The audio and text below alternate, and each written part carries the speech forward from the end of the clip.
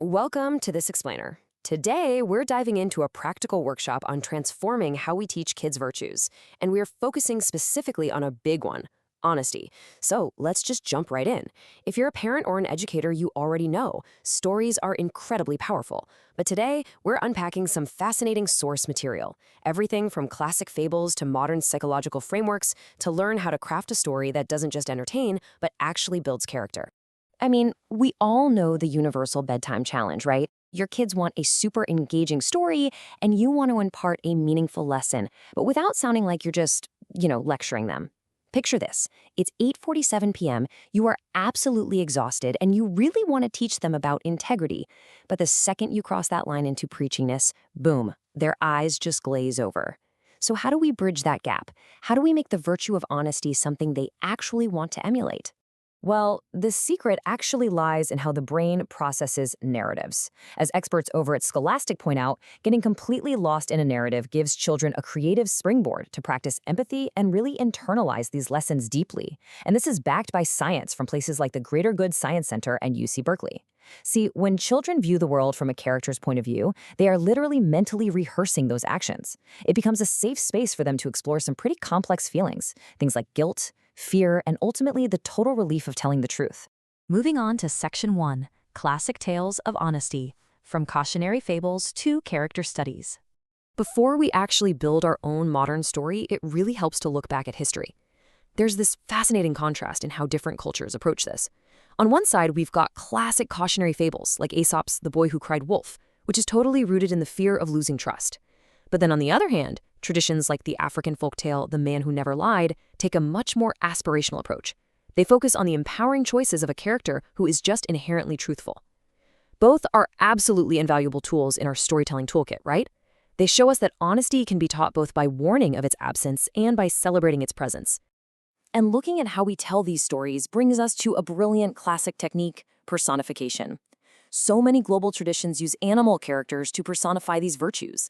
Take the Aga Khan Academy's collection of value-based stories, for example. We meet Amani, a majestic lion who represents honesty. A lion inherently feels brave and strong, right? Making it the absolute perfect vessel to show a child that telling the truth, especially when it's really hard, is an act of immense courage. All right, Section 2, the Hero Story Framework, a modern methodology for moral storytelling. To bridge the gap between those classic inspirations and the modern challenges we face today, we can use this fantastic show-don't-tell methodology. It gives us 4 really simple pillars: hero, empathy challenge, resilient action, and outcome and opening. By following these exact steps, you can weave the moral of honesty right into the plot, entirely on the fly. Let's break down exactly how to use this. The absolutely crucial first step is making your child the star of the story. This immediately empowers them and makes the lesson deeply, deeply personal.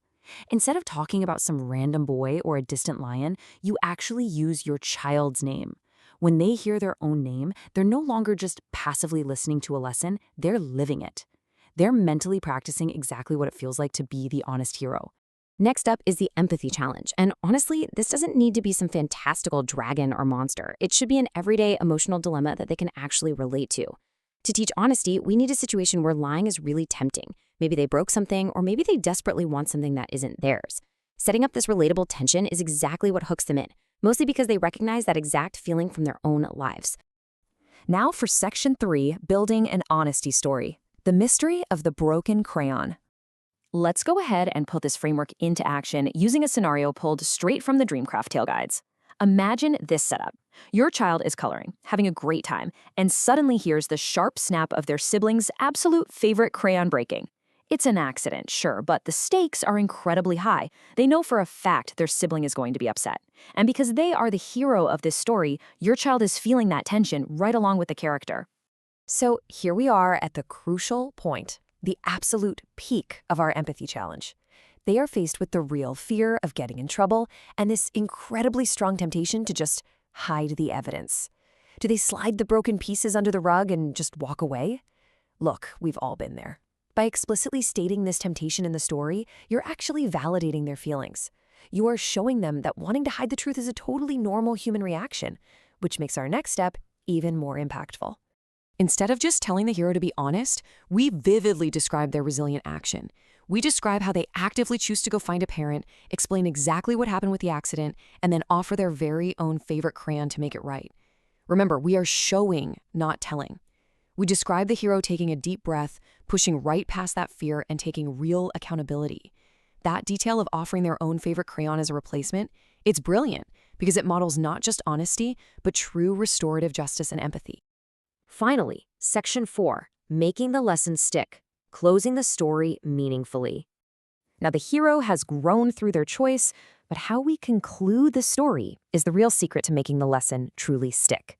If we contrast the old way of simply telling a child the moral with the modern approach, we see a massive difference. The old way, saying something like, "and that's why you should never lie," often just completely shuts down a child's brain because, well, it feels like a lecture. But educational organizations like the NEA point out that leaving room for open-ended discussion is what actually helps kids internalize these values. So by ending with a gentle question like, "What do you think the hero learned about being brave or honest?" you warmly invite your child to reflect on the lesson without them ever feeling like they're being lectured to. You empower them to discover the moral completely on their own. And you know what? When they articulate the lesson themselves, it roots itself so deeply in their developing moral compass. They start to connect bravery with honesty, just like Imani the lion. Armed with global inspiration and a proven framework, the only real question left is, what modern honesty story will you create with your child tonight? You've got the tools now. You know the power of putting them right at the center of the narrative, giving them a real-world empathy challenge, and guiding them toward a resilient, honest action. By transforming Storytime into this kind of interactive workshop, you aren't just entertaining them for 10 minutes. You are actively helping them author their own character. So think about a challenge they face today. Put them right in the hero's shoes and just see where the story takes you.